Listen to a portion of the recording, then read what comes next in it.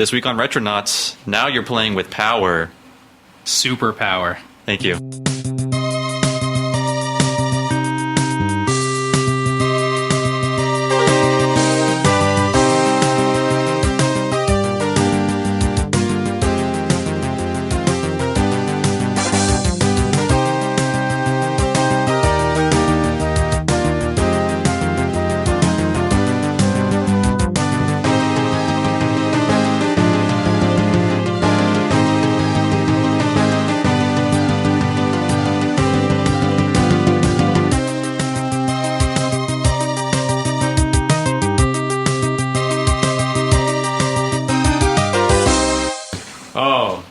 I was waiting for someone to do it.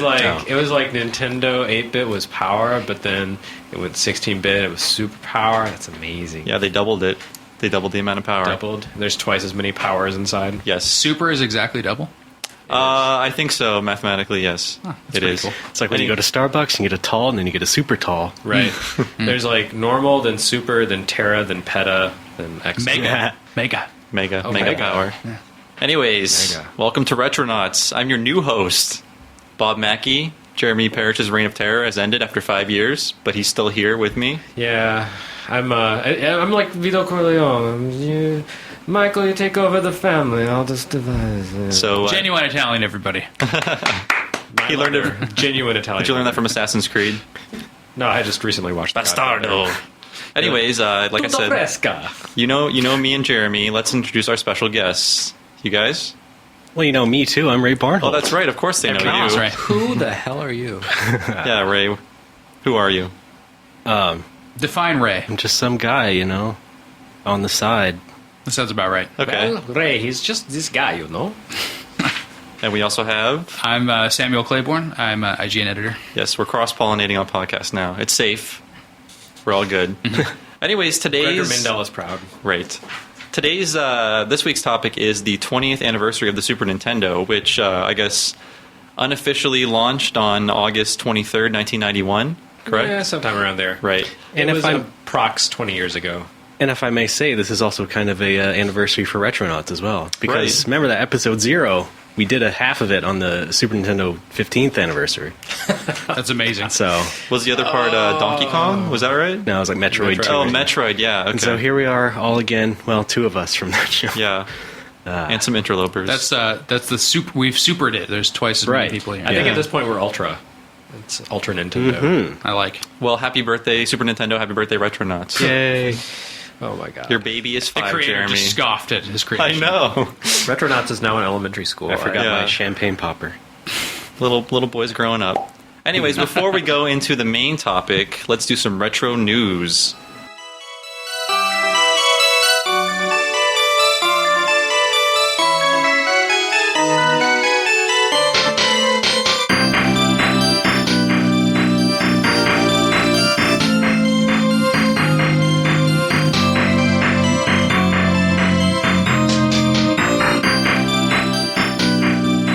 There's not a lot, as is normal these days. There's not really a lot of retro news going on, but we have a few news items. The first being that Final Fantasy Tactics is now out on the iPhone for the rock bottom price of $16. Good old Square Enix. Yeah. Wow, that's the most expensive iPhone game there is. I'm sure it is, and that is the $15 Square tax. It's the video game equivalent of that app where you pay like $1,000 and the app just exists to be on your phone and say, I paid $1,000 for this app. Mm-hmm. Except it shines like it's video game bling, basically. Yeah, shiny. Except iTunes did not take that down from the store. Not yet. Not yet. So, what do you guys... It's not up in the store yet. I tried to download it right before this show, and it's not up as of this recording. Right, but by the time this podcast goes up, it will be. Theoretically. Unless the world ends or something. So is this more of a port of like the PSP remake or something? It is a port of the PSP version, War of the Lions. With some features stripped out of it. There's no multiplayer in this version. Buttons. No buttons either. And stripped out the button feature. They did. And I was looking at it, and I guess it's a pretty good solution where there's one confirm button in the corner and a cancel button in the other corner. And I guess you just kind of move your finger up and down to simulate, moving the controller up and down. So you don't left even and right. have touch controls? No, there's no virtual control pad aside from the confirm and cancel buttons. Keeping it classy. Well, hey, No, he's saying there's no virtual control pad. Okay, It's not like a pretend D-pad. But you get to You're not get to touch I'm pressing you get to spots touch on the sword you glass. want to equip, though, right? I don't. I think you can select it. You can move the cursor by moving your finger, and then you hit the confirm button in the corner. Okay. I don't think it's that complicated. Maybe the iPad version will actually let you do that. It seems like that would be kind of precise for the I was gonna say. iPhone, but don't leap yet. There's still the iPad version. Right. Because Square It'll also cost. makes those separately, and who knows how many tens of dollars that will be. that would be $60. $31.99. It's twice as much as the iPhone version because it's twice as big. And the PSP version at this point. So is anyone actually going to buy this out of anything aside from sheer curiosity as to how they put this on the iPhone? I have the excuse of being in games journalism, so I Okay. will. I quit the Final Fantasy series. Expense it. I will never play a Final Fantasy. How long game. ago? Because this is I quit technically at 6. Okay, this is technically not a Final Fantasy game, though. That's true. So you can But dip even by into that it. point, I was such a Nintendo fanboy at that time that I wouldn't play it on PlayStation. Ooh, old habits die hard. Then I tried it later on PSP. Have you played the Final Fantasy Advance games? Have you played I played. Tactics Advance? Have you played? Yeah, I've played Tactics Advance. All right, Yeah. so you haven't really quit Final Fantasy. No, I haven't. You just threw a conniption fit and said, "No PlayStation for me." Yeah, that was at the time, and now I think Final Fantasy are. I just don't like. You said it just like the Frito Bendy. Did I? There was no stereotypical accent intended. I got a hint of it. A little It bit. was just meant to be whiny.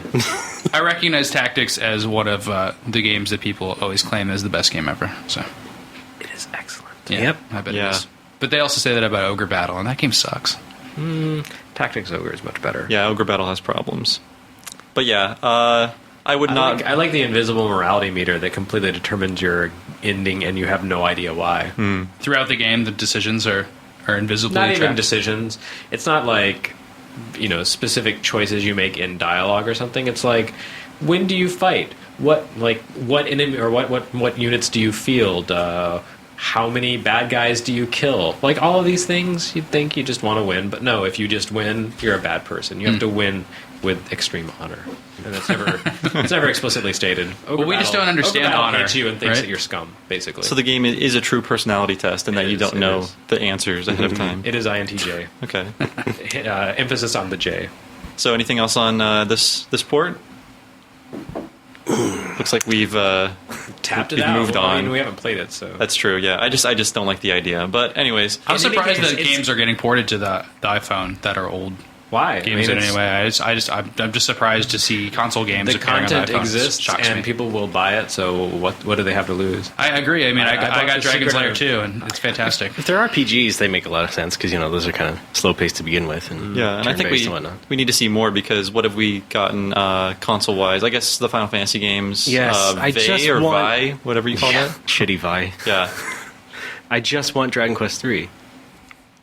I don't know. It might happen. We got the anniversary shit coming up. Who knows?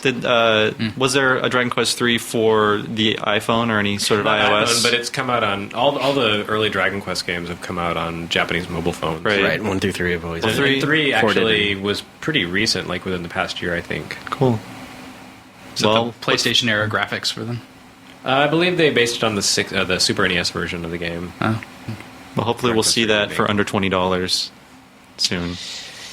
That is pretty Yeah, shocking good that luck it's on that that. expensive. Okay. Perhaps. Well, let's It's move not. on Square Enix. No. to our next kind of tragic news item. Grandia director Takeshi Miyagi passed away this week at the age of 45. He was actually more than just the director of Grandia. Right. He actually founded Game Arts. Right. Co-founded. Yeah, But I guess that was his biggest role in a game. I see. So, Or I in a mean- game that people actually give a crap about. Yeah, and that's what that was the news story. So yeah, he was a founder of Game Arts, and he went on to co-found Gmode. Which is what is Gmode, Ray? It's like They is mostly it a make- spin-off, or is it of Game Arts, or is it a separate entity? No, it's separate. But yeah, Okay. they mostly have made mobile games. And they bought a lot of Data East properties a few years back. Gmode makes games for iMode. I'm sure they do, yes, and all the other things that are not called mode. Those other platforms. Yeah, well, Grandia is one of my favorite PlayStation 1 RPGs, even though it is a terrible port of a really great Saturn game, and it has a subpar translation. I would say a wretched localization. Yeah.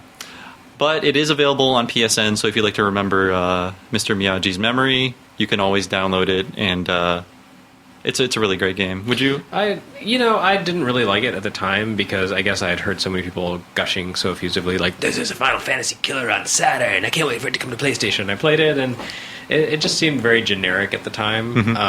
And it probably is still very generic, but I have a higher tolerance for genericness these days.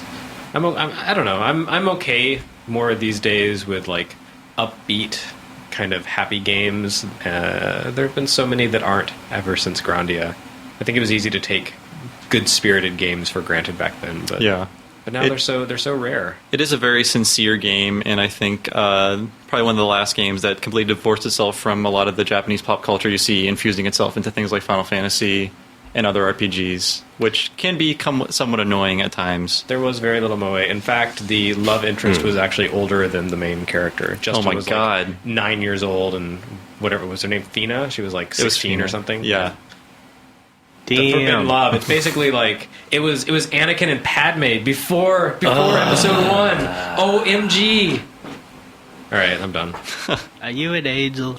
So rest in peace, and thank you for making a really great game. I didn't like Grandia 2, which Don't I'm not forget sure. Sylpheed, though. Sylpheed. And this is a bittersweet coincidence, is that a couple weeks ago I picked up Sylpheed, The Lost Planet for PS2 for the first time ever. How was that?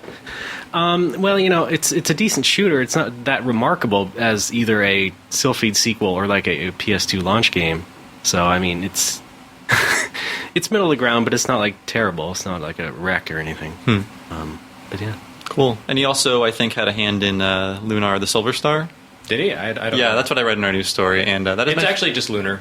Oh. The Lunar I've thing heard was this a debate weird on Retronauts invention. before. Lunar? It was a weird invention of Victor Ireland. Oh.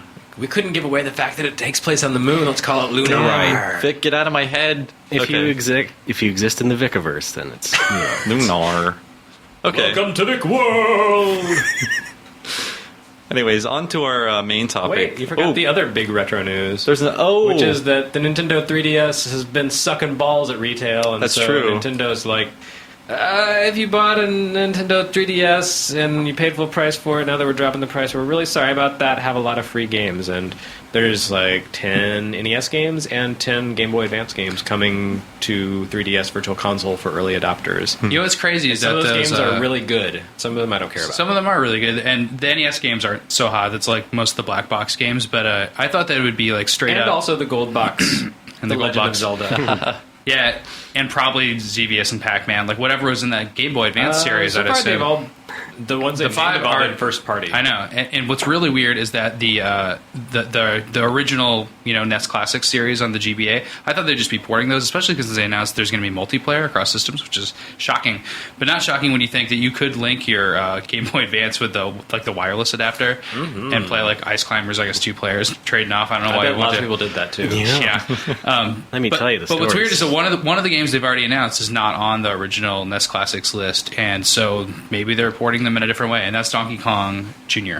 Okay. Yeah, I speculated that they were just going to be the NES Classics, but they specifically said in the text of their press release that it's NES games, so I feel like they're bypassing the kind of compromised GBA versions and just giving us the NES games. Right, and then Which the great, GBA 'cause list it is more means exciting. Maybe more console games will come to the 3DS Virtual Console, which would be nice, because some of those old games are really good to play on the go, he said, having played them 6 years ago on a hacked PSP. But the GBA games I'm much more excited about because there's some really good ones like Kirby and the Amazing Mirror, which is kind of an underrated. It's a game with problems, but it's sort of this multiplayer, open-ended adventure sort of game. I hesitate to say it's Metroid-like, but it kind of veers in that direction a little bit. Well, the Metroid game they're releasing is not Metroid-like, Metroid Fusion. Nice try with your trolling there, but Metroid Fusion is actually a very good game. It's okay. It's a very good It's game. no Metroid Zero Mission. Well, no, but what is? Only Metroid Zero. You're telling me. Right. Anyway, And maybe Metroid. No, really, it's not, actually. Yeah, the Metroid Zero Mission is such a good remake. I also, WarioWare is a really good one Yes. for them to choose. I would like for definitely- them to put WarioWare Twisted on the 3DS because it Yeah, has we were a talking about that. gyroscopic sensor. Yeah, gyroscope, and I think it's sensitive enough based on just moving around in Ocarina of Time. Oh, yeah. It seems like it would work, but you wouldn't have the little clicks, right? There was I think there's a little. Wasn't there a little the little vibrating clicks when you turn those? I think it did have a little vibrating thing in the cart for some of the. Yeah. That game didn't reach enough people. I think it would be a really good Well, one. they to made I agree. a huge mistake when they released that game because it came 2 months after WarioWare Yes. touched. Yep. So And Twisted was so all much of a sudden better. there was this huge glut of WarioWare games, and Twisted was a lot more expensive because it had the hardware built into it, and I think people just kind of overlooked it. It was good though. I liked it. I Some think it's, crossover with the games too. You could put them both in your DS, and you get a little crossover. Oh, that's stuff. right. Yeah. pretty But Twisted is my favorite WarioWare game. I think. Just Yeah, I think that's generally accepted as the top of the series. Really, I always liked the first best just because it had the most impact. I agree. I like the first best on GameCube actually because I really like the multiplayer stuff in it. Oh right. I forgot other about that people one. Good update. I hate those guys.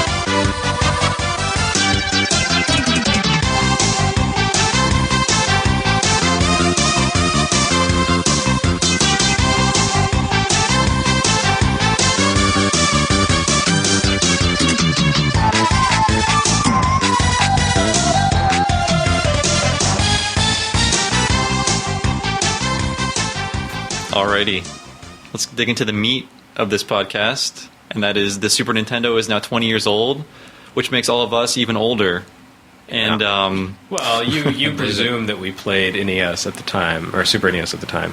Me, I discovered the Super NES years later. Okay. When I What finally were you entered playing? elementary school. Oh no, I hadn't been born yet. I'm 18. Oh right, Yeah.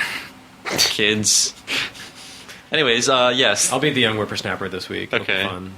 Don't throw on any of that youngster slang. I won't understand. Oh, I already said don't- something about hopping, which is which I made the little motion to raise the roof, and then Ray corrected me and said bump. Okay. it. Well, if you use the Ray's hipper than I am. if you use the adjective bad, let me know if you mean good, I will. so we'll be clear on things. I might use it in as a portmanteau with radical. Batical. Okay. I'm okay with The that. Super NES is a truly batical system. I agree. And if it's okay with you guys, I'd like to sort of frame this discussion in an argument I was trying to put forth in our new issue of When It Presents, issue 2. When you say trying, it makes it sound like you weren't successful, and that disappoints me. Well, I'm not sure if I was successful. I have to wait for the comments to roll in and tell me why I'm wrong, which all the will comments are inevitably just like, happen. you want us to pay money for books? Yeah. What? Well, that's So- that's a whole different thing. Books are retro. This is the audience. Money is also retro. That's America true. doesn't have it anymore, so... But you guys are free to disagree or steer the conversation in any direction you feel necessary. But Okay, we're talking about Genesis. oh wait, no, we can't go there. That was 2 years ago, and I guess you guys gave it respect then. What?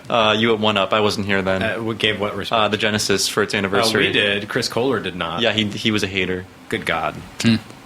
That boy, I tell you what.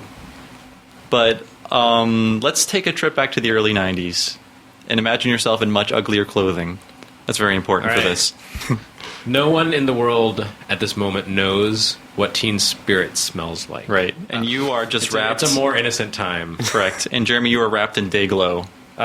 Yes, this shirt I have with accents of orange is actually neon orange. People see me walking in the woods and they're like, "Oh, it must be hunting season. He's wearing safety orange." And if Right. you breathe on it, it's a completely different color. It was yeah. a very safe decade, hence the safety dance. I'm wearing the hypercolor pants so that you can see when people touch my butt. Leaves a hand But mark. now that we're in the mystical year of 1991, I'm on rollerblades. okay, all right. Anyone else have accessories I should know about? I'm good. Okay, I've got 2 arms full of swatches. all right. Okay, I have a hoverboard. okay. We're in 1991. 2015. We're not even there yet. The world, everyone in the world. I brought it back from then. Come on, guys, you're messing with the time travel here. Everyone in the world has a Nintendo Entertainment System. Okay, we're in 1991. What does Nintendo do to follow that up? Mega Man 4. Wrong. But And that's how I think we should look at the Super Nintendo, because it was my crazy, half-cocked opinion that the Super Nintendo sort of invented the console cycle, and we can talk about that more later. But I guess we should start with how do you follow up something like the Nintendo, and what did Nintendo do to do that? Because the Nintendo Copy it directly. that was part of it. I mean, cartridges, the same franchises and stuff like that. But if you look at the ubiquity of the Nintendo in the 80s and early 90s, it's insane. I mean, like, if you grew up in that era, everyone had a Nintendo, unless you were poor. But even then, you still were aware of all the games and everything like that. Yeah, people are Right. loyal to Nintendo too. Yeah. You know, like when I saw people with a Master System, I would scoff and say, "Oh, are you kidding me?" Yeah. You know, and that lasted a little bit into the Genesis scoff. era. It was more like a pity thing, like, oh, your parents meant so well, but they got Yeah. it so wrong. Yeah, and boy, did Genesis turn that on its head. You know, making my Super Nintendo look dumb. It was so I'll never slow. forgive It them. didn't have any blast processing. It's or true. anything. They never figured that out. It's for babies. Purple, whatever. Dude, Super Nintendo introduced purple for Nintendo, didn't it? Wow. That was the debut. Two different shades. And it was specifically the Super NES, not the Super Famicom, which introduced Rainbow. the rainbow. Yeah, and the Famicom looked cooler than the NES to begin with. Like, what a cool system! Like gold and red. Okay. Awesome. I Great can't looking say I robot. agree. Really, you but, like the NES better? yeah. Wow. I agree with Sam. I like the twin. You know, they chose I like those colors seeing because they were the Rob, cheapest. The right? white and red Rob. It's the I mean, coolest that's cool, thing ever. but it's just the novelty value that's speaking here. However, I will say that the Super Famicom is so much nicer looking Yeah, than the Super that looks NES. nice. It's just it's a lot like the NES, actually. It's kind of simple and rectilinear. It's like a little box, but it has just And, enough detailing and enough streamlining that it looks, I don't know, it looks smart. Like, The remake of the Super NES, the later mini one, looked a little bit more like the Famicom. It did. I think it looked better. Still purple. You brought one of those to work, right? it's at my desk. Oh, cool. Okay. That's I what just I shoot play on as photographs well. of it. It's good stuff. And if No you're power European, line. It doesn't turn No yellow. power light. It doesn't turn yellow. It doesn't turn yellow. That's good to know. Because I still have my at my desk in here in the office is my original Super NES that I bought in 1991. Yeah. And the outer shell looks about the same color as an 80-year-old smoker's teeth. Ugh, yeah. It's just foul. But it will never catch on fire. It won't. Well, not that part of it. The rest of it might. Like the guts might burst into flames. That was what it was. It But was, that it was shell flame at the top, retarded. yeah, right? the shell at the top will like be sitting there in a pile of char. They'll be like, oh, okay, well, Is there an eBay premium for the non-yellowing probably. Super Nintendos? The fire hazard Super Nintendos. Right. If there isn't, I'm going to start it. Right. All right. See if you can shape the market to I your will. whims. So, anyways, just the very idea that, hey, we have this new thing that's better than the old thing. And also, a lot of it, I think, convincing parents, yes, you need a new Nintendo. Because why would anyone think the Nintendo would be different than any other toy that they had before? Like the myriad of, things you attach to your TV to play like a simple game like Pong or Tanks or whatever. Why did anyone think the Nintendo was going to be different than that? Like you would outgrow it and then move on with your life. So how do Nintendo they... had lasted so long already, which is kind of cool. I mean, I guess the Atari was around for a long time, but the NES was in its fifth year by the time the Super Yeah. Nintendo launched. And in the same decade as the Nintendo, And it kept going. Yeah, how many Ataris existed in that time frame? 3, 4? People really only ever three, had but- 2600s, though. But yeah, the 5200 was a moderate success, and the 7800 was basically what your grandmother got you if she knew you wanted an Right. NES, but only had $50 to Okay. spend. That was the role of the 7800. It just seemed that before the Nintendo, I had an Atari 2600, and it existed with these other Ataris. And I never thought, like, oh, one day I'm going to get the new Atari when that comes out. It just seemed like this is the thing I play with. It's a toy. And then, I guess. I think the concept Yeah. of an upgrade path did exist already on the PC side of things, because you had all those different Atari home computers like the 400, 800 XL, etc. Like there was this steady stream of progression within computers, like Macintosh, then the Mac 512K, and the Mac Classic, the Mac 2, etc. yeah, but how many kids are screaming about those for Yeah. years on end, too? Mom! I think- need this $6,000 Macintosh. Yeah, Come on! I think especially then the markets were so got different color. because of the price, of Right, computers. but I am saying that like the concept of a technology cycle Right. had already been explored on the PC side. It just hadn't necessarily translated to the home gaming market, and Yeah. that's really because the American home gaming market just cratered Right. in the mid-80s. Putting Super in front of the name helped. It did. Yeah. Right, but it's still pretty curious because, like Bob said, I'm sure a lot of parents and kids just thought of the NES as like the toy that they would have, and and just be surprised, like, what, they're making another one? What, you want it? Oh shit, like that sort of thing.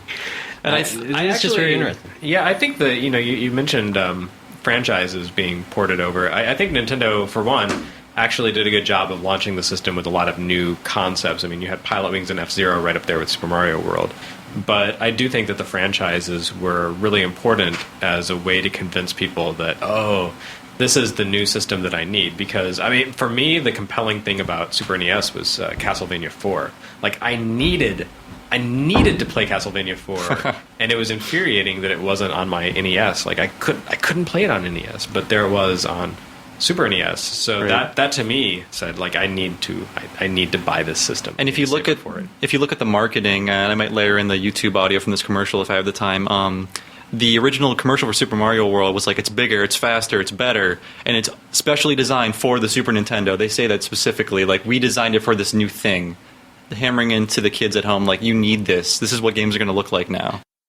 Introducing the next generation from Nintendo. New Super Mario World. Created especially for the Super Nintendo Entertainment System. It's a bit more exciting, a bit more challenging, a bit more graphic, a bit more colorful, a bit more realistic, a bit more levels, a bit more secret, a bit more enemies, a bit more friends, a bit more sound, a bit hotter, a bit cooler, a bit weird, a bit more revolutionary, a bit more Mario, a bit more of what you want. It's 16-bit, and it's yours only if you get new Super Nintendo. Now you're playing with power, superpower. Yeah, it wasn't just plugging the game at all. It was like plugging, like, you know, the idea of buying a new console. You know what's funny about that video is that they show the ending of the game in it. They do, yeah, I saw What's that. up with that? Not only the ending, the Spoilers, final man. boss, Spoilers. and like the princess bad guy? kiss. What? The princess is at the end? But those are the most visually striking images from that game. You know, the last boss and the ending stuff. Yeah. So I think only later did kids realize they got ripped off by that commercial. Like, damn it. It's pretty Man, funny. You don't see that, That would much be anymore. like that would be like a Final Fantasy VII commercial that showed Eris being put to rest. Oh wait, But another thing that was happening at the same time is that Nintendo was letting their other consoles live in harmony alongside of the Super Nintendo. Yes. Because I don't think, well, now the second a new console comes out, the one, if it's not dead already, the previous one is just killed automatically. There's no support. Oh, you forget three pillars. The three pillars. Remember the Game Boy Oh, Advance, right. DS, and GameCube. that's called hedging your bets. Right. It's still going on right now with the 3DS, floundering, and some cool DS games coming out. Like That's the- right. that And then from Aliens game. Nintendo. Oh well, there's Kirby Mass Kirby. Attack, but that's it. But But I mean, there's Aliens, there's Solo to Robo. I think they're there's ready to Kirby. keep it going if the There's 3DS. a Devil Survivor too. That's like, what else is there on DS coming? That's Yeah. pretty much it. It's not exactly the NES, which the NES continued to thrive for 3 years after So the many launch of the Mega Super Man. NES. Not just Mega Man, but I mean, Nintendo released the final games on NES. Like there was Kirby, and then the very last game to come out in the US was Wario's Woods. Yeah, it was, and it had an ESRB rating on it, which is kind of cool. There was and they did Yoshi's Cookie. They did all those like later puzzle games. Star Tropics 2. Mario's there- missing. Yeah, there were a ton of Nintendo published NES games that came out after the Super NES. I wonder. Yeah, and it doesn't seem now, just based on kind of the difficulty of finding those carts, is I don't think that they sold that well either. But they kept bringing them over, which is surprising. Yeah, I mean, I think games were inexpensive enough to make, and Nintendo probably was manufacturing them super cheaply at that point. And they were promoting them, like there was cover spots Yeah. on Nintendo Power, like well into the Super Nintendo era for Nintendo games. Like, it also Yeah. it also gave them shelf space at stores and mind share. Even totally these- Sega out. Even when I had a Super Nintendo, I was still buying Nintendo games.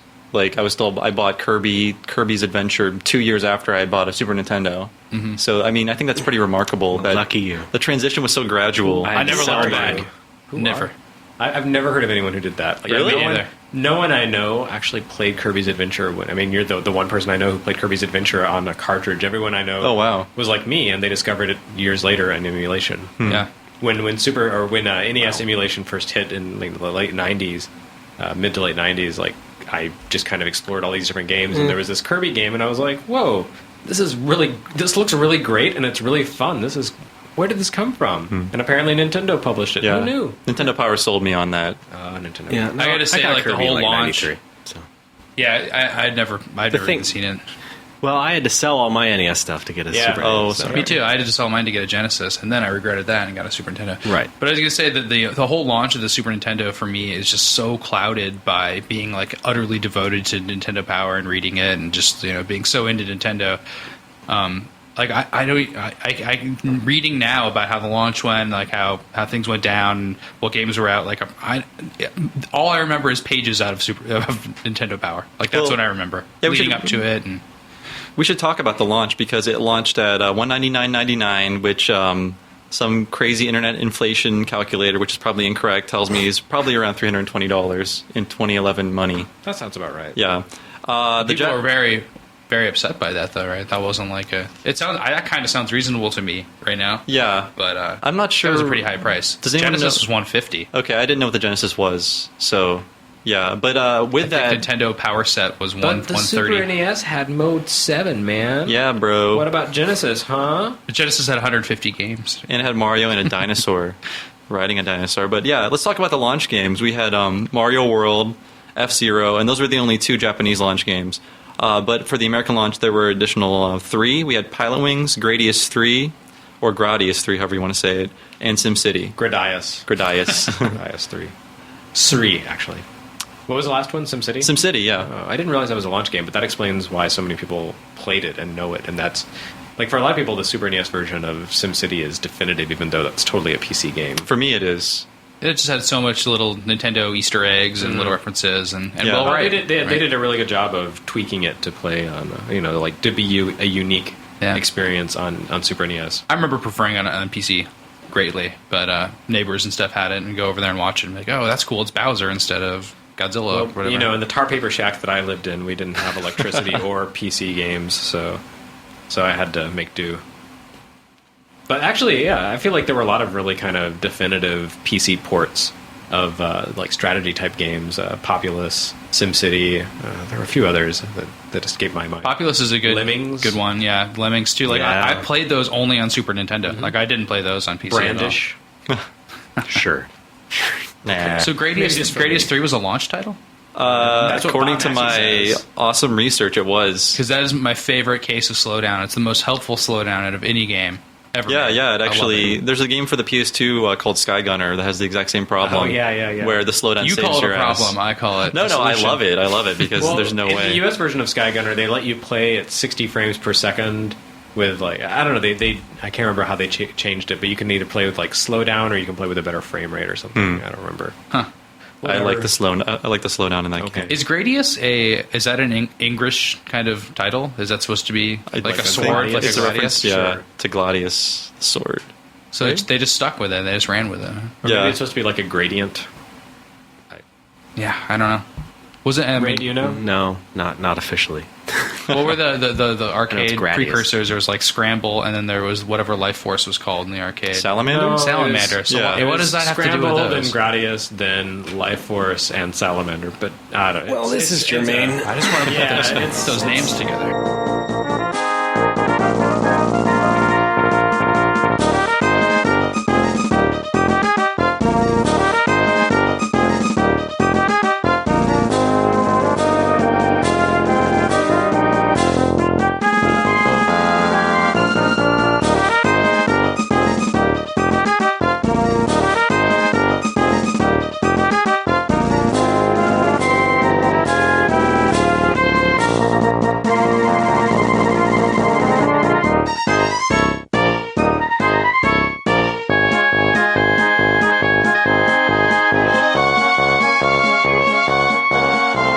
So now that we're on the topic of slowdown, let's talk about the tech of the Super Nintendo. And maybe Ray? They had no slowdown. What, the Super Nintendo? I've seen those Genesis commercials. The Super Nintendo is a crappy ice cream truck, and the Sega Genesis is a sleek F1 racer. But that was before Twisted Metal made ice cream trucks cool. Right. We had to wait 5 years. Or ice cream made ice cream trucks cool. So, Ray, maybe you It's can... like bad ice cream that tasted like Ninja Turtles. It didn't just look like them; it also tasted like them. Don't eat the eyes. Anyways, Ray, maybe you can Yes. let us fill us in on different Super Nintendo tech stuff if you're comfortable with that. Yeah, your sure. Where should I wheelhouse? start? Start with the color purple. The color. How many shades of purple? Whoopi Goldberg was in Super NES. That's amazing. Oh yeah, there was the Star Trek: The Next Generation game. I bet you was in. No more talking. And Nuns on the Run. Super Nuns on the Run. I bet I know where you can start, Ray. How about the music sound processor? Yeah, sure. It had a Sony sound chip in it, and that gave it a very unique sort of synth compared to the Genesis, and even like a lot of advanced computer stuff like the Amiga. And so it really had a distinct sound to it. I didn't always like it that much. I mean, my favorite 16-bit sound is from the TurboGrafx, but it was definitely the Super NES definitely had more advanced sound. It had stereo. Yeah. It didn't just have stereo, but it had a hell of a lot of slap bass. That's what I remember from the Super NES here. It was like, It had a lot of. I'd say it had a lot of breadth because you look at like the Actraiser soundtrack and that stuff was like really like orchestral sounding for sure. he was like, And then sitting F-Zero. around with his John Williams albums and like, yeah. Yeah, pretty much. And so yeah, that was the sound and yeah, stereo for sure. I think. RCA cables. Jesus Christ. It was also really conducive to sampling. So in addition to just the built-in voices that the Sony chip offered, Tiger. I was thinking more like musical sampling, like new instrument sounds and that sort of The thing. Seinfeld bass. Exactly. Or in the case of Earthbound, just straight up ripping Beatles clips and remixing them. Yes. Earthbound is the ultimate sample. Hip Tanaka, you are a genius. No, it's a different guy. Oh, I thought it was Hip Tanaka. No, Keiichi I'm sorry. Suzuki. Yeah, Suzuki. Yeah, I don't know why I said Tanaka. That's okay. He's good too. But to answer your question originally, which is how did they follow up the NES? It was like they used a lot of technology that just gave them like really good graphics effects, like on the chips. Like it had hardware scaling where they could twist and turn all sorts of background elements, at will, as opposed to like the Genesis, which at least needed like the Sega CD to do that kind of stuff. And so you could do all that. Sorry, not to digress too much, but Treasure did manage to do some really wacky things with some of its games, They Gunstar did. Heroes and stuff. But that's Treasure. But that's Treasure. And oh yeah, you had turning special stages in Sonic 1. So you either needed a Sega CD or you needed Sega or not Sega Treasure, Right, exactly. which not And- everyone had. Yeah. And it also had like actual transparencies, like you'd have an actual transparency layer instead of just, punching holes into a background like you would on a Genesis most of the time. That makes emulation a problem for some games, right? Isn't that? Not anymore. It used to a while not so ago. much, but yeah, the Gaming Intelligence Agency's favorite kind of letter was people who would write in and are like, "I'm in a cave full of mist and all I see is mist. How do I win?" That was Final Because, Fantasy IV's copy yeah. protection, I think. Yeah, Pretty a few much. years late, but Yeah. Yeah. I'm in the mist cave and it's full of mist. Let me throw out a figure here: 32,000 colors.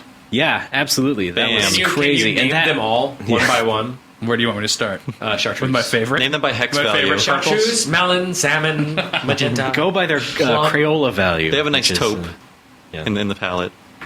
But how many could it do at once? 256? Yeah, something like that. Was depends. that equivalent to It Genesis? Because I think depends. Genesis only had. I believe it depends on the graphical mode in effect at the moment. The Mode 7 mode. was not the only graphical mode. There were, in fact, 7 of them, hence the name. Right, there was a high-res Buddy. mode that no one used. Secret of Mana used it for the menu screen. Fantastic. Those are some sharp-ass And menus. you know what else used it for the entire game? Batman Forever. Yeah? Yeah. Really? Wow. What resolution? That's a was it? shame. Why?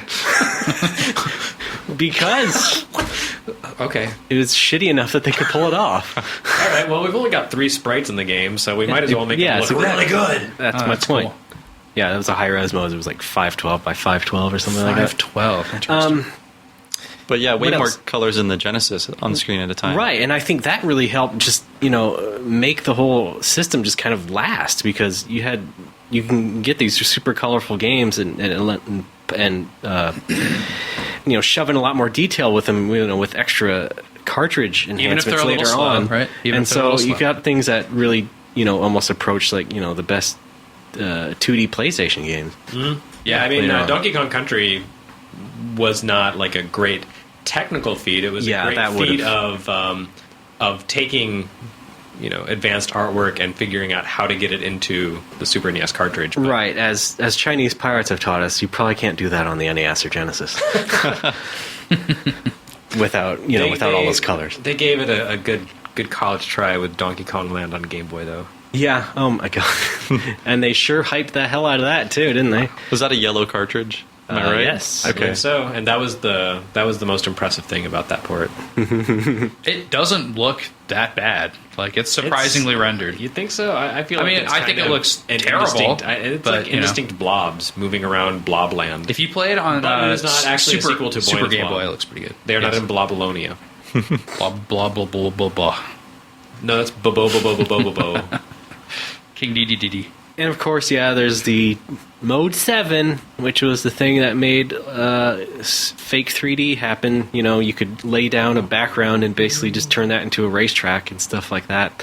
And Or you could bum bum bum bum, but bum Yep. bum bum. Here comes the logo in your face. another great thing about ActRaiser, Yep, you could do a lot of that sort of crazy, twisty and turny stuff. I think in the very beginning of the system's life, that was really they're really aggressively pushing that in your face. Literally pushing it in your face. If that was so much like a mandate, like you got to make use of this, as just like developers saying, "Oh, guys, this is so cool." Yeah, I think just think what we Yeah, can because do what here. really used it that well in the beginning, except Pilot Wings and F-Zero, which were Nintendo's games, and it's like, I believe Castlevania 4 had an amazing level. The end of Super stupid Mario gimmicks World. that made no difference whatsoever. Yeah. Actually, Everything used it. The spinning chamber in Castlevania 4, where you had to like use your whip and hang on to posts as the room spun around you and avoid falling into spikes. That was pretty cool. right. Yeah. I mean, that looked cool, but it was all. I was more referring to just the perspective sort of stuff. Yeah, like Mario Kart, like totally relied on it. Yeah. Worked well. and Pilot Wings was basically built around that technology completely. It made the beginning of Final Fantasy 4 memorable. Yes, that The, too. Yeah. the airships flying. Yeah, and the rest of the world map, and Yeah. when you get the airship, Or the snowy mech scene in Final Fantasy Right, VI. actually, that's something I always liked about the Super NES Final Fantasy is that they did the map screens in Mode 7, but you didn't realize it until you got an airship, and all of a sudden, Right, yeah. Yeah. it kind of falls forward, Yeah. and your ship lifts up, and there's a little shadow. it's good Well, I mean, that was Such a basically the thing simple it effect, did. It was awesome. I mean, Yeah, that was really really the great. point of it. It was that you could take that flat background and just suddenly, modify it. And it's pixel for pixel, right? Like it's actually like a sprite that's being rotated. Is that how it works? No, it's a background layer. Okay, Yeah. it's a background layer. Yeah. And it's something that's difficult to emulate, because if you ever actually play all the way through the Final Fantasy ports on PlayStation 1, like Final Fantasy Chronicles, Final Fantasy Anthology, they do some really kind of sad chicanery to try to imitate that, and it just doesn't work.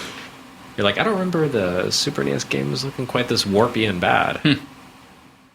Does it look? Did they like try to make it like just a cleaner image, and then it just doesn't look right? No, it just it suffers from that PlayStation lack of Z buffering, so everything kind of warps at times. Strange. Stupid. I don't remember PlayStation. exactly where in the games that was, but I do remember seeing it and just being like, oh, come on. There's Super actually- NES was just 16 bits, 3 megahertz, come on. There were some games that even did like really early pre-Super FX polygon stuff, but it was like totally shit because it was like at a frame at a time sort of stuff.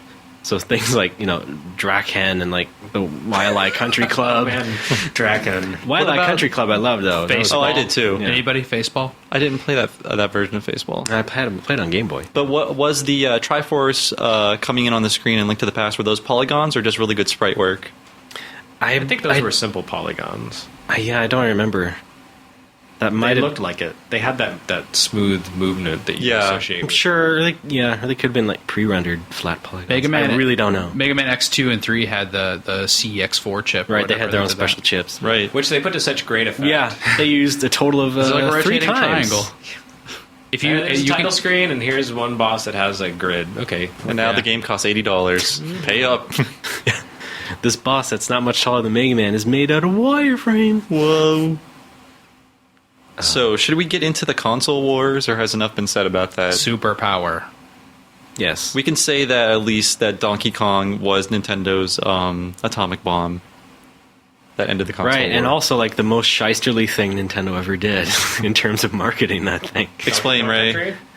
Yeah. As the first fully rendered game. Yes, exactly. That was a flat-out lie. Yeah, it was kind of hilarious in retrospect because it's really just sprites, pre-rendered sprites, Yeah. but they made it seem like it The was first an pre-rendered actual sprite game. computer-generated thing that was happening in real time. Something Yeah. Put a tiny CGI workstation in your Right. Super NES. with no upgrades, no 32x here.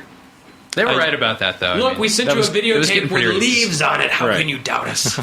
Oh man, I love that tape. I think that is the second highest-selling Super Nintendo game under Mario World, and I'm not Which sure if came with packed this. in. Yeah, so it's probably the number one selling Super Nintendo game if you want to count it like that. I don't think it's aged particularly well, but I don't think it's a bad game. The first Donkey Kong Country. No, it's not a bad platformer, but it's also not really something you would expect a grand new Donkey Kong game to be like. 'Cause Yeah. it is just kind of like a platformer. Yeah, I And wouldn't a lot expect of- the next 15, after- 20 years of Donkey Kong to Right. be following suit. Well, it Makes did. me so Donkey mad. Kong's been all over the place Yes. ever since Donkey Kong Country. Yeah, but he's always that stupid rare model. Well, Yeah. yeah. There's no going back from that. Sorry, that's unfortunately. With the dead eyes. Yep, Yeah. That's and the the new rap. canon. Sorry. no jump, man. But yeah, I did like it, and the sequels did try their best to alleviate like the repetitive graphics. after like 2 worlds, it's like all the stages start looking the same, and it's just like different layouts. What I thought was always weird about the sequels is they got rid of Donkey Kong, I know. who is your main selling point. I know. And then by the third one, who are these people, these apes, Exactly. like starring in this game? 2 words, Funky Kong. Oh yeah. Well, he never it. starred. He was a little too wasted to run and jump. He's a star of a Mario Kart Wii, though, and that's all that matters. Oh, I forgot. Is he in that? Yes, he is. Okay. With his funky I hope he doesn't cycle. talk. He probably does though. He says funky. Okay. I knew there was a reason I hated that game. It's an amazing character. He is inspired. Superpower. So, any other comments on the console wars? They sure were stupid, and I wish that they had died, but they haven't died. They're still No. with us, and I hate them. I never saw TurboGrafx in person until I was much older. They had one at my local putt-putt. and That's I how played dangerous Bonk they on were. it. Really? I paid $1 and played Bonk on it. How was it pay to play? Yeah, it was like... Like- they, like a the kiosk? Putt-Putt had the arcades, and then they had like an area with consoles. and Wow, kiosks. I've never Just heard of that imagine an Oh, old. Bonk! I've seen commercials for this. I think I'll play it. Oh, okay. Well, I played it. That's nice. I just imagine an old man sitting in his stool with a stopwatch, staring at you, and just like, "Come on, kid, 20 minutes." I don't remember how that worked. Yeah. But I do remember that they would sell the old games from their kiosks, and that's how I bought Metal Storm for like $20, and that was worth it. That is nice. I think that particular console war was pretty interesting, just because like both of the big players, Sega and Nintendo, were both kind of riding high. I mean, Sega had an early advantage, and they were kind of courting the snot-nosed teenagers for quite a while, and they were doing pretty well with that. But I mean, Nintendo was still doing well. I mean, they're still coming out with a lot of great Super Nintendo games. They got Right. Street Fighter, which pretty much turned Yeah, that, they that got- argument on its Definitely, head. That was a definitely. Megaton Punch. Yeah, that was Yeah. the first. That was the first one. But the then first big punch. they lost out on Mortal Kombat because they didn't have the gore. Right, yeah. And the whole fighting game thing is like an interesting subset of that console war. I don't think It almost took I will over the punch console you so war. hard that you will sweat. right. And then eventually. But then Mortal Kombat 2 was totally gory and bloody and everything, right? Right. By that They point, didn't- they'd learned their lesson. that wasn't Pander, that was only pander. like a year later, right? Yeah, it's strange to think that we had to wait that long, but I remember playing. And SF2 on Genesis could have been a total failure, but they turned it around at the last second. And, That's the one with the really long name, right? yes. Hyper Turbo Championship. Am I right? Special Champion Edition. Okay. But I think in a large part, the console wars eventually turned into an arms race that Nintendo just kind of chose not to participate in, or sort of decided, we're going to wash our hands of multimedia for now. And there's a whole sordid story about their Super Nintendo CD add-on that I actually just got the full scoop on today, thanks to David Schell. Is it Schell or Chef? Sorry, I keep saying Schell. Chef. His book Game Over, sadly out of print, has a really great section on the Super Nintendo CD-ROM. And should we explain what that is, or? Knock yourself out. Okay, well, basically, maybe you guys can correct me if I'm wrong, but Sony was originally contracted to make a disk drive for what would become the Super Famicom. Nintendo and Sony had an argument over basically Nintendo wanted to make their own proprietary format for the CDs, which means people would pay them for production and licensing. Sony wanted the copy protection to be in the console itself, which would allow them to produce CDs and earn money from licensing and not have to pay the production fee that Nintendo would charge for like cartridges. Is that correct? Sounds about right. Sounds Okay. correct. You're the one that most recently read up on it. I want to make sure this is correct because it is complicated. It is, yeah, and who really knows what's correct? But Yeah. that's The sad thing was that just putting stuff on CD was just a way of like making at the best better music and more storage. Like it was Right. such a lame addition to anything. Yeah. I just can't. Yeah. I can hardly believe it. But anyways, Nintendo had signed this deal with Sony a while back, and then they realized, oh no, we could be helping another company make money off of our products, and that was unheard of. So, In Japan. Yes, in Japan. So they weaseled their way out of the Sony deal and hooked up with Philips, which A match made in heaven. yes, the software giant Philips, to make a SNES CD-ROM, which would be compatible with their CDI system, which I believe launched in 1991. yeah, pretty much. Yes. It was I that didn't early. really follow the CDI Unbelievable. that carefully. Yeah. And at the same time, Sony was still developing a Super Nintendo-compatible CD-ROM console, and they would eventually work together with Philips and Nintendo to produce something that would be released in 1994. But then Nintendo said, no, sorry. We see how Sega CD, what happened to Sega CD. We see what's happening with other multimedia systems, and we don't want it part of this. So that's basically the story. I think. I had a Sega CD. I listened to Pearl Jam on it, probably. Did you make help Marky Mark make a video? I mean, I want that game so bad. That looks like a lot of fun. No, he made NXS make videos. So. Yes, I did. I stuck with NXS. Okay. I did witness Frank Cifaldi at PAX East this year, helping Marky Mark to make his video. Marky Crisscross. My bad. Sorry. Okay, I think Crisscross does. They do need help with making their videos. Crisscross needed all the help they could get. I mean, they're just children. They were just kids. Yeah. They couldn't even get their clothes on straight. She was only 16. I love the Crisscross one though because it has Don Pardo as a narrator. No way. Yeah. Wow. That's awesome. So, do we have any comments on the Super Nintendo CD-ROM? It just seems like, I mean, they were publishing information about it in Nintendo Power. I was seeing screenshots of the Seventh Guest and stuff like that. Yeah, not exactly from the CD-ROM system though. But Right. I wish it had at least hit Japan just so we could see what it would have been like. Like with the modem stuff over there, it was really cool. DD, Yeah. and the Satellaview, things like that I think did come out in Japan. And the only games the only game I can think of that was intended for that system was Secret of Mana. But I can't think of any other ones that where a producer or someone who worked on the game had mentioned. right, or nothing that was or even really announced. Besides Seventh right. Guest. Secret of Mana had such a troubled life because that was supposed to be a Famicom Disk System game, and then that was canceled, and they said maybe you would like to buy this other game, Final Fantasy, instead. Yeah. And then that was taken over and was meant to be designed for Super Famicom CD-ROM, and then they pulled that out, so they just took the game that they had created and said, okay, let's just cut chunks out here. So what if the story doesn't make sense anymore? So what if everything's kind of repetitive and aimless at the end? Can't you get just publish the hell out of it? You can get the original music tracks for that somehow, right? Didn't they do a soundtrack or something?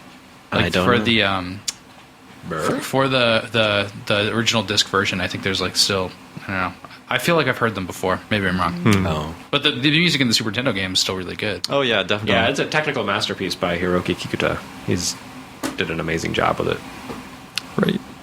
Yeah, I do wish that the CD-ROM had come out, just because it would have been cool. I bet, but there's too much bullshit behind it, and then we got those great CDI games. Yeah, I was going to mention that is the legacy of Nintendo's partnership with CDI. Yeah.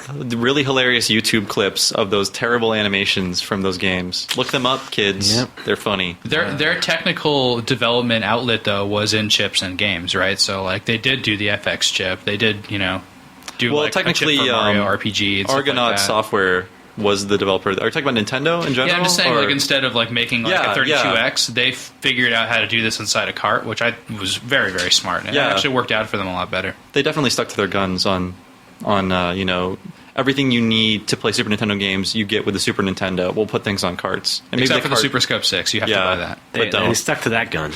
All right, I need to run to a meeting, so I have to go. But I will answer one last point before I leave. What Super NES games still need to hit the Virtual Console? Sorry, spoilers for later in the podcast. Yoshi's Island. Right. Come on. Hey, also, you took mine. Also, Umihara Kawase.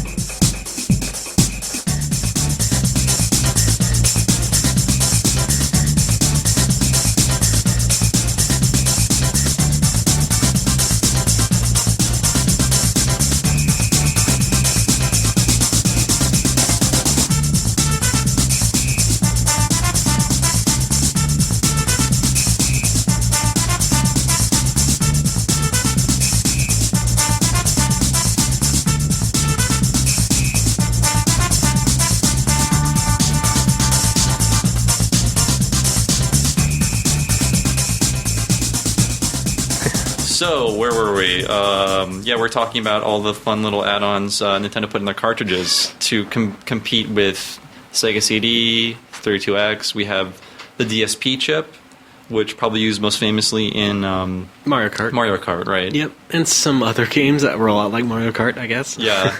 Anything with a sort of like that weird driving perspective in Super Nintendo games. Yeah, it was basically sort of like an enhancement to the Mode 7 stuff. I mean, it wasn't something very obvious. No, it wasn't. And I mean, there were a lot. I looked on the Wikipedia article for chips and Super Nintendo games. There's a lot of really just obscure ones that were for one game only, just added on, just because the developer wanted to do something special. Very similar to the NES too, and the Famicom. Oh yeah, definitely. Yeah, like Mario 3 and Punch Out and stuff all had chips. sure. Yeah. You know what else they did though is they expanded the memory, I guess, in Super Nintendo carts. Right? They've like changed the amount of megs, because I remember in Nintendo Power they'd be like a new 32 meg cartridge or something for like a big game. Do we know what the biggest Super Nintendo cartridge was? Was it like Tales of Fantasia or Star Ocean or something that we never got? Right, yeah. They got big. 64 megabits. 64. Maybe Mario RPG.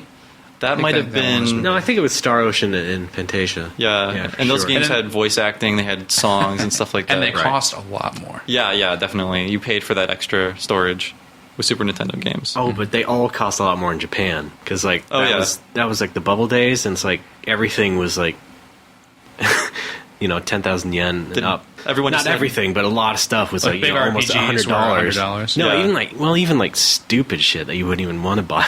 Wow. It was a crazy time, but yeah. So, I guess our next topic can be why was the Super Nintendo successful? Because obviously it was. And it could have just been Nintendo was in a really good point, and they had a really good part of history. They had a lot of money to throw around, and they really could have made any mistake they wanted to and have been successful. But I think there are some things to the Super Nintendo that made it the success it was, that maybe Nintendo didn't, I guess, carry through to their newer systems, or they did carry that same strategy through but didn't apply anymore. What I think made it successful was the fact that, as we were talking about before, everything you needed for that system came with the system. I mean, there were, like you said, the Super Scope Super Soap. Okay, Super Soaker 6. Damn you, alliteration! You've gotten me again. Anyways, Super Scope 6. But for the most part, it was low on accessories. There's the mouse. There's the Super Game Boy. Even as a kid, you guys probably felt ripped off. Like, I don't want to have to buy all this extra stuff, or like I don't want to have to nag my parents to buy all this extra stuff. That's at least how I saw it. Or every Christmas I demanded it. Yeah, is really what happened. Okay. Did your parents follow through? No. Okay. I got Game Genie though. It was great. That's pretty sweet. So I mean, that's my take, and that's sort of the argument I was making with my article in the new issue of When It Presents, that they were very conservative. That worked at the time, and I think that conservative streak kind of hurt them later. But in that era, it worked for them. Where like we're going to stick with cartridges, we're not going to go to CDs. Everything you need is going to be with the console, which I think is what something they did good with the Wii. I guess you can discount the Wii Motion Plus, but the motion controls come with the system. Right. So I mean, there's no extra cost. Well, it allowed them to innovate in gameplay and games instead of just constantly being reset with, what are we going to do with the CD system now? What are we going to do with a 32-bit add-on? Right. Like that started people back at square one for development. If you started the early days of Super Nintendo and developed, a couple games over that generation, they would be better and better and better. And whether they intended to or not, they just weren't jumping on bandwagons. Right. It was just this thing that Sega was doing, and some other companies, trying to promote the next level of entertainment or whatever through whatever shitty platform they devised. And I think the part of it was also they didn't fragment their audience. Right. Even though they had 3 consoles out at the same time, they're supporting all 3. You could have a Sega Genesis, but you couldn't play Sega CD games unless you had that. You also needed 32X to play 32X games. And were there some Sega CD games where you needed a 32X too? It's all confusing to me. You didn't have to use both. Okay. Not mandatory, but there were 32X enhanced CD games. Okay, that's what I thought. So, I mean, it was that. I mean, I still don't understand it. I had to go to you guys to figure it out. So, I mean, that's pretty simple. Just start from the beginning. Yeah. Well, first of all, there's 15 wires. Yeah. And they all have to go somewhere. Don't cross Some them. have 10 pins. Some have 8. I bought a Sega CD mix 'em up. way after the fact, like 10 years ago, and it came with this weird piece of metal that you had to leave in the system so it didn't explode or something. I don't know. Well, there's the piece of metal that goes under the Sega CD that connects the expander to it. Yeah. But there's also the 2 pieces of metal that go inside the Genesis slot that you fit the 32X into. Okay. Because for some reason they just decided not to make it fit the right way. That is some janky technology. Yeah. Sega just put a lot of sharp objects in a box for kids to play with. They were sharp. You can cut yourself. Don't swallow these kids. Yeah. All in the interests of the FCC. Is that what it was? Was radiation Pretty shielding? much, yeah, a lot of RF shielding. Yep. Oh, okay, got it. So, I mean, did you guys have any other thoughts on why it was so successful? And, I mean, personally, you guys were Super Nintendo kids, or? Absolutely. Okay. Yeah. I was never really a fanboy. I mean, yeah, Well, like Sam, I was indoctrinated. I was totally a fan. I drank the Kool-Aid. Even today, the Genesis, I don't like it, and I think it's a lot of it has to do with my feelings as a kid. I didn't like it because I got rid of my NES. I got a Genesis, and it was disappointing. I just was disappointed with it, especially when I saw what I wanted to play was on Super Nintendo, and then I had to wait a long time to fulfill my wishes. And now looking back, I just missed out on a ton of great Genesis games. I just wasn't aware of them. I don't know why. Maybe they just didn't advertise to me. Maybe you didn't subscribe to Sega Visions magazine. That's what it was. I didn't have the Sega channel either. Yeah, well, so few of us did. Small diversion. Did you actually have to pay to subscribe to that magazine? Because it came to my house for free.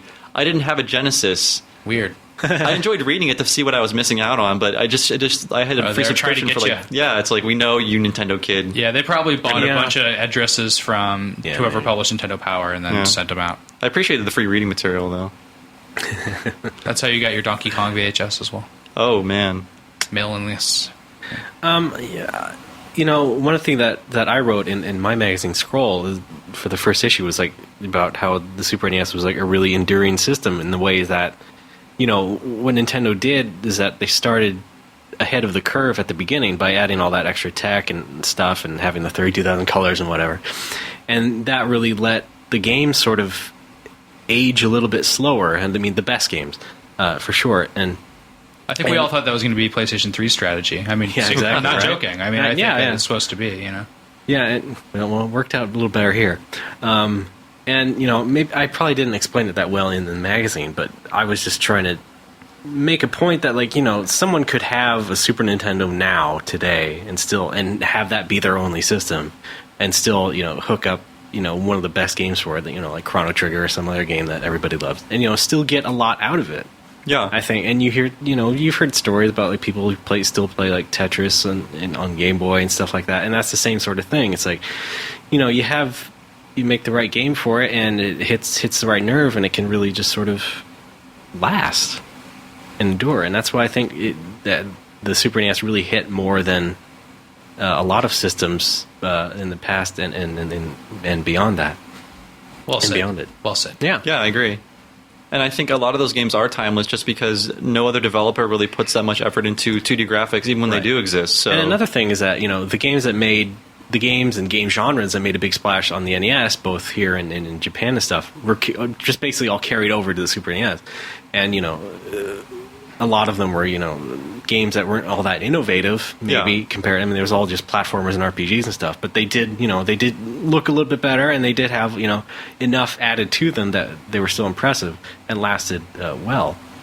And Genesis' big games originally were sports games, and those are the least, or those games don't hold up at all. Right? Yeah. You have a new sports game every year. So I think that kind of hit the early generation of Sega games. I think some people still swear by, Madden 94 or NHL 94. Yeah, exactly. I think there's some exceptions to that. Yeah, to go along with what Sam said, I think a lot of the early Genesis offerings were arcade games too. And and you look at Treasure's games, and those are all great arcade-style action games, and, that's what they were good at, and that's what they really sort of capitalized on. And Sonic too, of course. And Super NES was like back in the Famicom days in Japan, it was lots of RPGs, and then the Super NES got lots of RPGs. Yeah. And so it was just sort of like that carrying on of stuff, and it worked out. Yeah, definitely.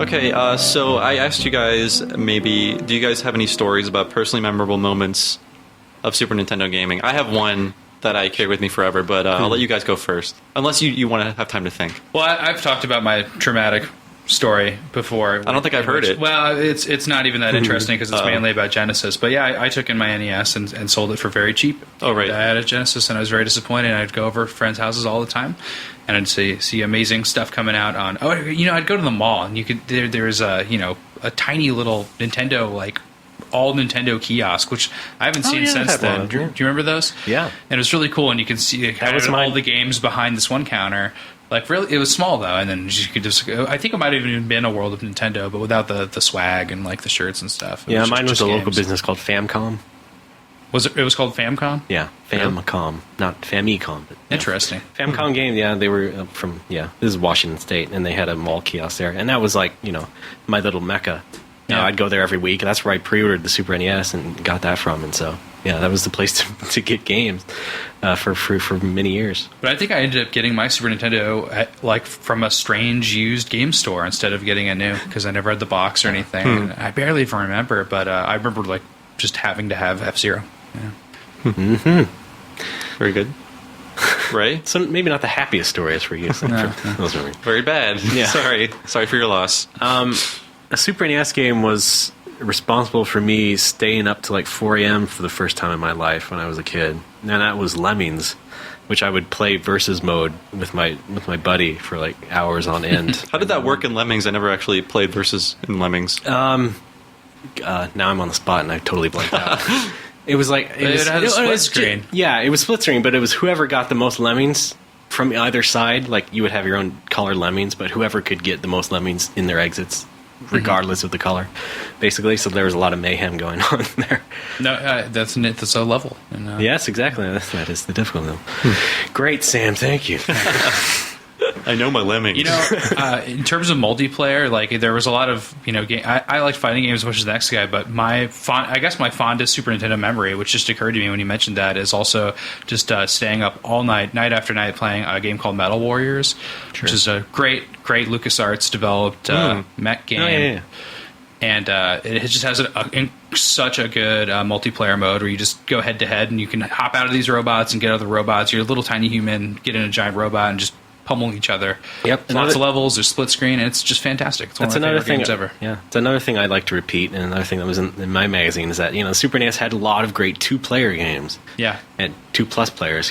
Like stuff like Mystical Ninja and Metal Warriors, like you said, and Contra 3 as well, and just a lot of great stuff. And of course, the Street Fighters and Mario Fighting. Kart, right? Yeah. Mario Kart was Mario good. Kart, definitely. Yep. But also less obvious things like Pocky and Rocky. Yeah. Really Yeah. good.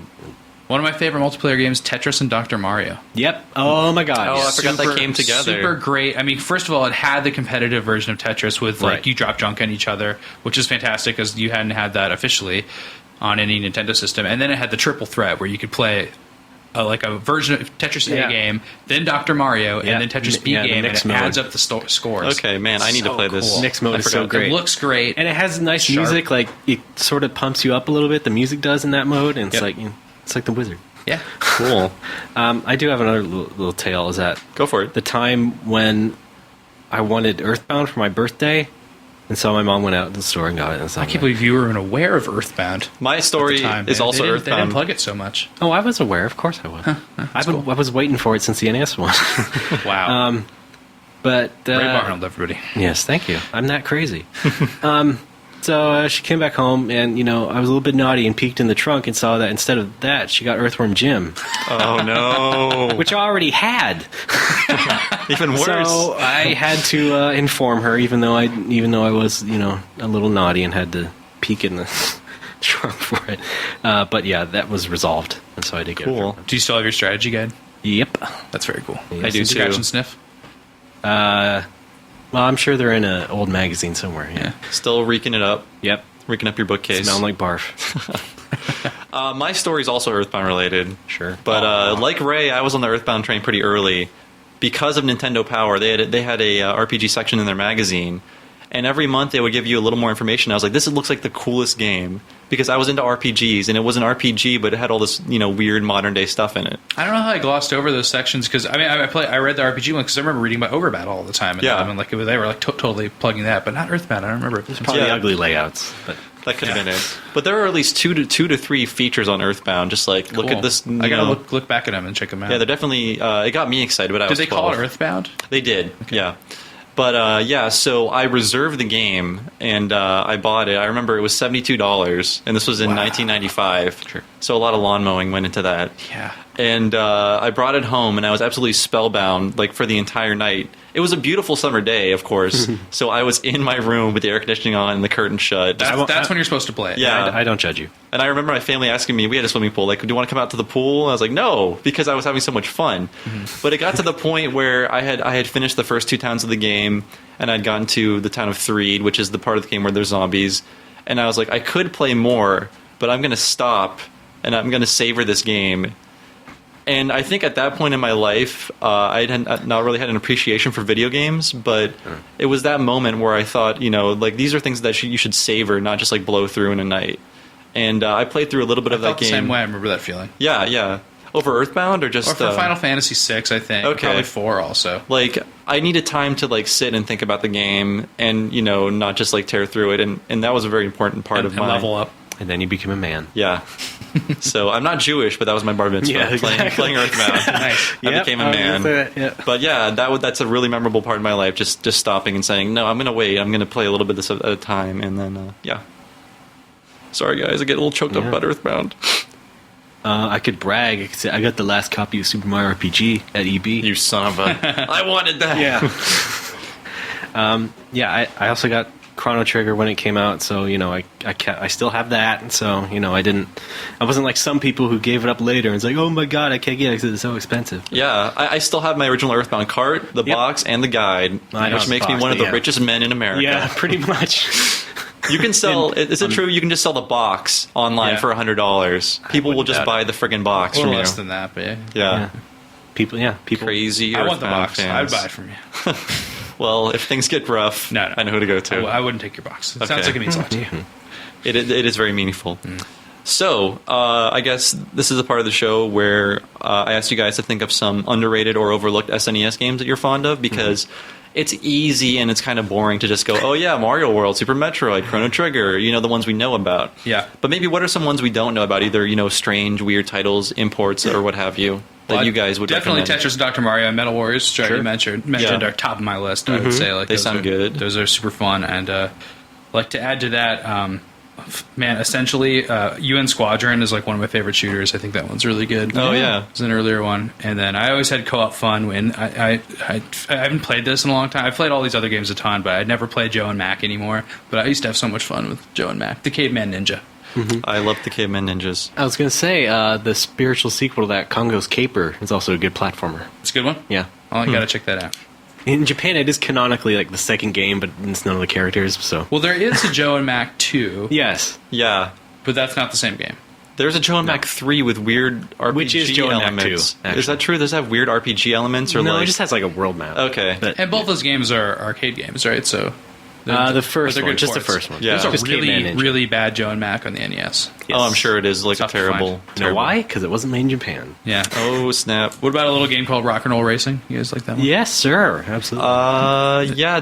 Was it anything like Biker Mice from Mars, that racing game? Sort of isometric perspective? It was isometric. You might be Okay. getting confused. Yeah. I think Rock and Roll Racing was more of an analog to RC Pro-Am. And I played both, but did Rock But and Roll isometric. Racing have actual rock and roll? It did. That's It what I had thought. a bit version of Paranoid in it. Oh, what? It's really, really funny. Wow. It had a full. Yeah, the soundtrack was all. Don't forget the Peter Gunn theme. Yeah. But was that Blizzard? Am I thinking? Yes. Okay, crap. One of Blizzard's first games. Very few games with licensed music at that time. Remember how Right. Green Jello did the Spider-Man and Venom and Maximum Carnage soundtrack? And if you played times. Revolution X, you'd get like 5 seconds of Ragdoll when you turned it on. Yeah. They couldn't handle the Smith. No. Oh, God. Stop the New Order bus. What do you guys got for me? I got some summer gaming to do. Oh, so wait, what else? Bray? Did you want? Yeah, I also like Spike McFang. The Spike Twisted Tales of McFang. Spike McFang. Ray, you were reading my mind today. Yeah, okay. Well, I'm going to name another one that you mentioned earlier. Okay. But Spike McFang is really great. It's just a cute little overhead sort of action game, and it has a really... the localization was oddly comedic, I think. I mean, it was kind of smart and goofy, not like super Who made smart it? subversive stuff. Red Entertainment. Yeah, BPS published it, I believe. So yeah, Red of, I mean- of Bonk fame. And what else have they made? Sakura Tyson. Yeah, that's right. So Yeah. is that your only one, Ray, or do you have another no. He was recommendation? going to mention the Trolls game too, right? Super Troll Island. Ugh. No, also like a Run Saber, which is an action game from Atlas, and it's very Strider-like. And yeah, Did that get localized? yes, absolutely. I did not know that. I'm also kind of partial to the Super NES version of Tetris 2, which kind of has this super bizarre Tetris 2, art style to what it. a strange game. We have and the superior Tetris Attack. So right, Yep. that's a really good one. But Tetris 2 is really interesting. Yeah, and on NES it was too stripped down. Yeah. But it's still the Yeah. functionality was there. But on like Super NES, they give it like this super weird cartoon Yeah. art style sort of stuff. Hatris. You're a fan of Hatris? Beltris. I've never played Hatris. I have Hatris, not so much a fan though. Yeah. But Bob, I believe it was you who mentioned this game when I was peeking through the preview of One Up Presents, was Gunman's Proof, Yeah. which was a Japan-only game from like 97, which is like... Wow, it's late. It's like Zelda 3 married with sort of an Earthbound aesthetic. Yeah, definitely. That's how I would Yeah. describe it. So do you actually swat at stuff with a sword in it? No, do I you know use it has turn-based? guns, though. It's like Zelda Guns? 3 with guns. Okay. You have pistols and Uzi, bazooka. You have all kinds of weird weaponry. Right. But it's all really cartoony. Yeah. And it's also very goofy. It has You good didn't music import as at well. the time, did you? No. This is a emulator discovery. Yeah. I finally got a Super Famicom converter recently, but I don't have that great of stuff for it. You can also just get one of those clone systems, too, and just Yeah. easily rip But it here's out. what's cool is that I got this from a friend who had it back in the day, and it has one of those battery packs that does like a save yeah. states. Oh, cool. It's crazy. Sweet. Anyways, my picks are sort of related. I have The Ignition Factor, 1995 by Jalico. Yeah, Is that I how you like say? the Fireman better. That's my second choice. Yeah, The I like it Fireman. too. Yeah. They both sort of play the same. The Fireman's a little more cartoony. Yeah. But they're both really like, I don't know what caused these two games to come into existence at the same I know. time. Yeah, that's the weird thing. But it just makes me think of an era where you could make a firefighting game, and you could just do whatever you wanted to. They And should have used the Super Scope. yeah, they could have. I don't know why they didn't. Pull but like a fire hose. yeah. But yeah, I mean they're both really fun games. Like Ray, I believe the Fireman's a little better. But if you haven't played them, they're both great. Yeah, they have the Fireman 2 is on the Japanese PlayStation Store. There's a Fireman 2? Yep, for PS1. Oh my So god, I didn't know that. If you can get access to... The graphics ruin it, though, right? On PS1. It's a little bit similar. Yeah, I don't know. And so Jeremy already gave us his answer for Yoshi's Island. What SNES games do you still think need to hit Virtual Console? I was going to say Yoshi's Island. That's the obvious choice, but I'm going to take one of Ray's picks for the Twisted Tales of Spike McFang. Because I don't even know who published that game. BPS, I believe. Okay, I don't know how it would end up on Virtual Console. It probably won't, but it would be nice to see. Yeah, none of the Disney games will ever show up on Virtual Console, but there are some cool ones for Super Nintendo. Yeah, Better on like Genesis. Aladdin. Sure. Better on Genesis, but okay on Super Nintendo. I would disagree, but they both have their qualities. Well, You're going to get some angry Oh letters. no! there Shinji was Mikami made right Goof Aladdin? Troop, yeah. And Aladdin. And Aladdin. Yeah. Yeah. Jeremy's always plugging More Goof famous Troop just to get under my... Goof just Troop to get is the under my more- skin. The more famous It's one, the, it's the obviously. thinking man's Disney game. Well, the Magical Quest games from Capcom as well, they were ported to GBA at least, so I like those Yeah. if you wanted to. Not Virtual Console, but some. Anybody else? Or For Virtual Console, I mean, everything we've mentioned should be on Virtual Console. Definitely. And 1 week, too. It's just like, it's crazy how little of the greatest Super Nintendo games are on it. Yeah. Well, I mean- No-brainer, though, Tetris and Dr. Mario. I mean, right. come on.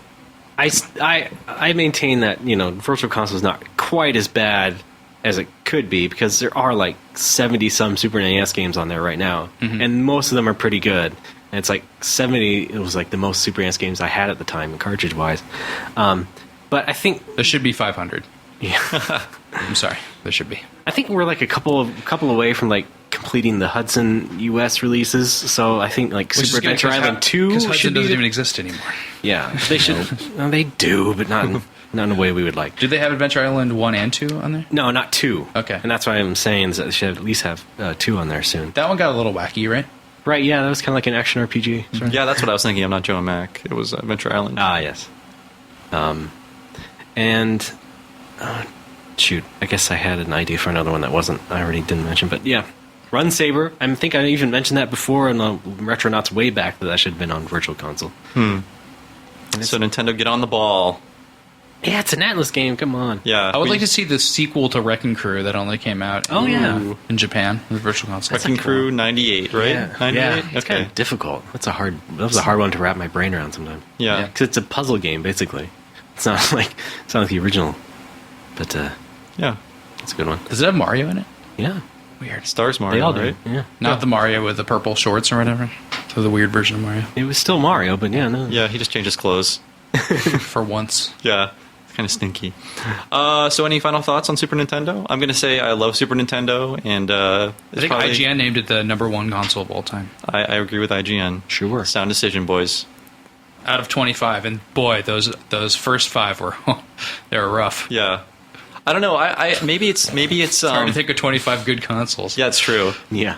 Maybe for me, the PlayStation 1 would tie just because, I don't know, I think I started getting money at the same time as the PlayStation 1 came out, so I was able to sample a lot more of the games. And there was a lot of, the library seemed to be much bigger and like more experimental in the PS1. And again, you had a lot of carryover of genres and franchises that people Right. loved on Super Nintendo. Right.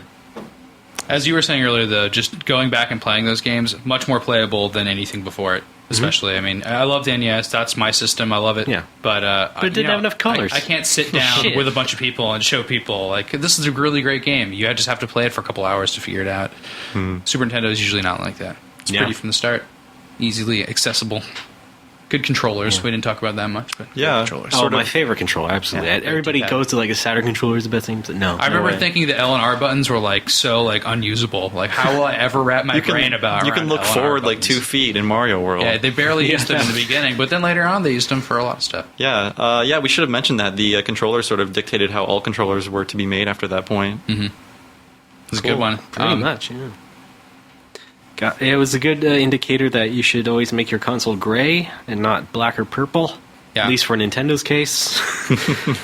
Because, I think PlayStation that was gray, that did well. helped the console war tilt towards their favor too. Because how do you definitely. play a three button fighting game? I mean, it's just, Yeah. that was brutal. You hit the start button to switch between punches and Oh kicks. my god! Oh, what were they I thinking? loved the cottage industry of 6-button controllers for like the Genesis and the TurboGrafx. Those were the And Saturn, right? There was a Well, it was standard Was it 6-button. standard? But I mean, Okay. yeah. salad days of Mad Cats. Yep. And, innovation and ASCII-ware.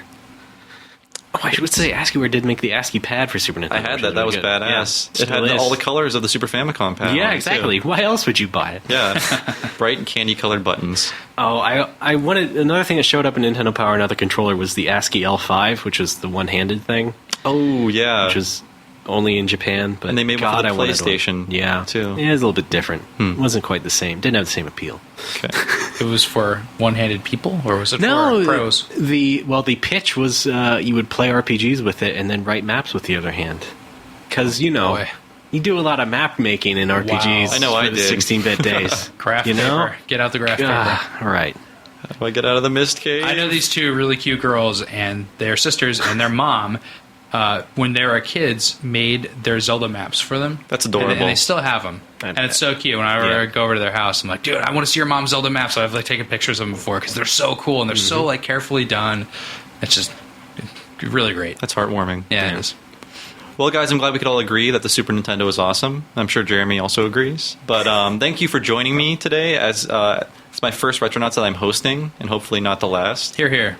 And if you don't like what I'm doing, then vote me off the island, All if right. that's possible. Well, Put down your hand. I guess that means we should form an alliance. Sam, Yeah. and You can't stop me. I've taken over Retronauts. But yeah, thanks a lot, guys, and hopefully you. we can join up again sometime. Yeah, appreciate being on. Sweet. hooray. Retro.